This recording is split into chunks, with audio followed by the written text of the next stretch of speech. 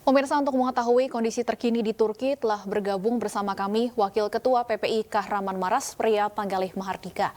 Selamat sore waktu Indonesia, Mas Galih. Selamat sore, Kak. Mas Galih, bisa dijelaskan saat ini Anda berada di mana dan kondisinya seperti apa di sana? Kami berhasil dievakuasi dari Kahraman Maras ke Ankara. Tepatnya kami sekarang tinggal di Wisma Kedutaan Besar Republik Indonesia di Ankara. Baik, Mas Galih, boleh diceritakan kondisi sesaat sebelum Anda dievakuasi di Kahraman Maras ketika itu seperti apa situasi kondisinya? Untuk sebelum dievakuasi, saya dan teman-teman mahasiswa kebetulan terbagi dalam dua zona. Yang pertama, saya sendiri di stadion bersama 8 WNI yang lain, 9 dengan saya.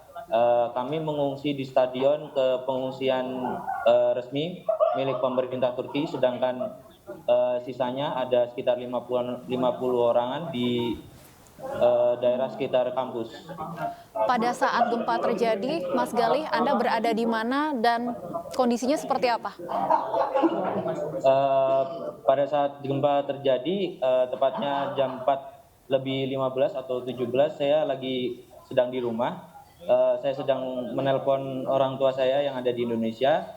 Kemudian tiba-tiba gempa terjadi dan saya dan teman-teman saya berusaha untuk menyelamatkan diri keluar dari gedung. Seperti itu. Rumah tempat Anda tinggal, apakah kondisinya seperti apa saat ini?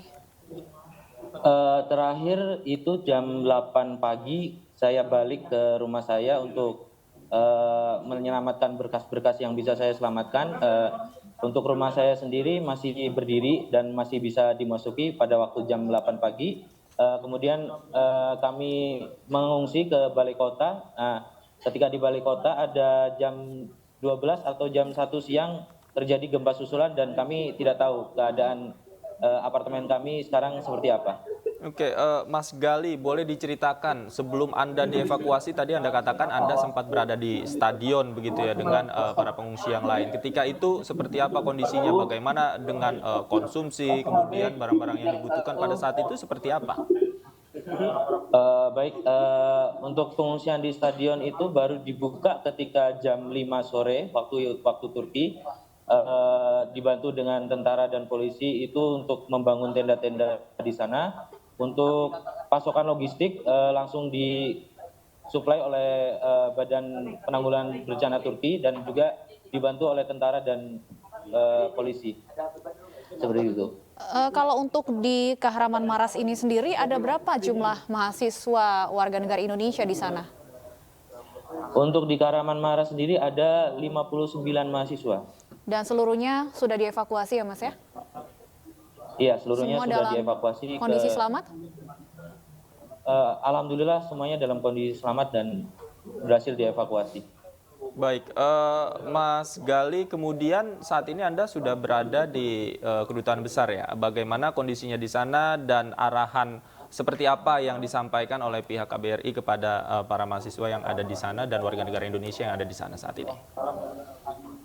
Oke, untuk sementara kami datang di kedutaan ini langsung dijamu dengan makan dan dipersilahkan untuk membersihkan diri karena kebetulan sebelum itu kami kesusahan air dan lain sebagainya karena air, listrik, dan gas setelah gempa itu langsung dimatikan.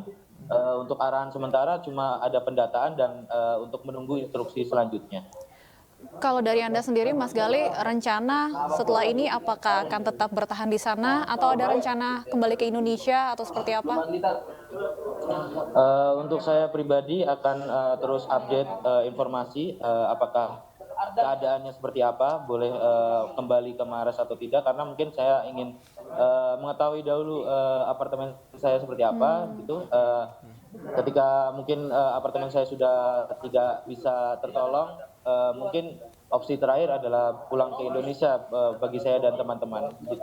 Baik, Mas Galih, tadi Anda katakan tidak sempat menyelamatkan seluruh barang-barang yang Anda miliki. Apa saja yang sempat terbawa oleh Anda ketika menyelamatkan diri pada saat itu, Mas Galih? Kami sempat membawa berkas-berkas seperti ijazah sekolah dan lain-lain, paspor dan lain-lain, dan juga beberapa barang-barang elektronik. Udah cukup itu saja sih. Kalau untuk kondisi kampus Anda sendiri, sudah dapat informasi bagaimana kondisinya pasca gempa? Ya, kebetulan kemarin pas evakuasi, setelah menjemput yang di stadion, kami langsung menuju ke tempat pengungsian yang ada di kampus. Untuk kampus sendiri tidak ada masalah yang berarti bagi untuk bangunannya, karena pusat gempa ternyata itu ada di pusat kota, yang mana banyak sekali bangunan yang roboh. Baik, Mas Gali, apa yang paling dibutuhkan oleh Mas Gali dan teman-teman warga negara Indonesia lainnya sebagai pengungsi gempa saat ini di sana?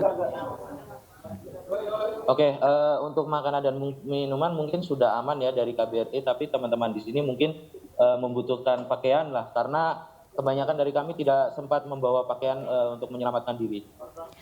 Mas Gali, informasi terakhir yang kami terima, korban jiwa bahkan sudah mencapai lebih dari 8.000 orang ya. Bisa gambarkan kepada kami dalam perjalanan mungkin saat dievakuasi dari Kahramanmaras ke Ankara, seperti apa kondisi yang Anda lihat pasca gempa?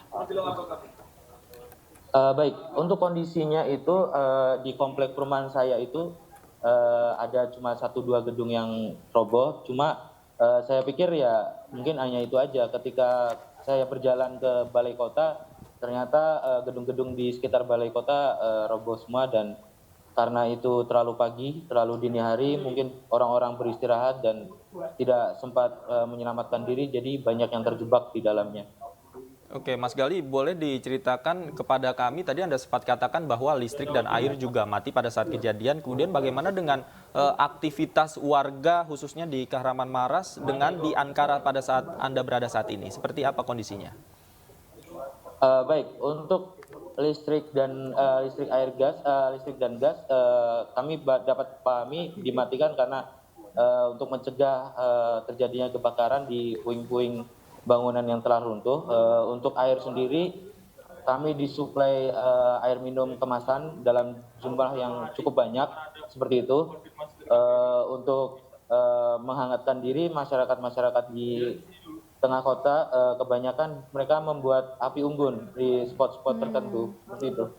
Oke. Baik, Mas Gali, tentunya salam kami untuk seluruh mahasiswa dan WNI yang berada di KBRI Ankara, dan kita sama-sama berdoa agar WNI yang masih belum diketahui kabarnya bisa ditemukan dalam kondisi selamat. Terima kasih Mas Priya Panggali Mahardika, Wakil Ketua PPI Kahramanmaras, sudah bergabung bersama kami di Ini Sore.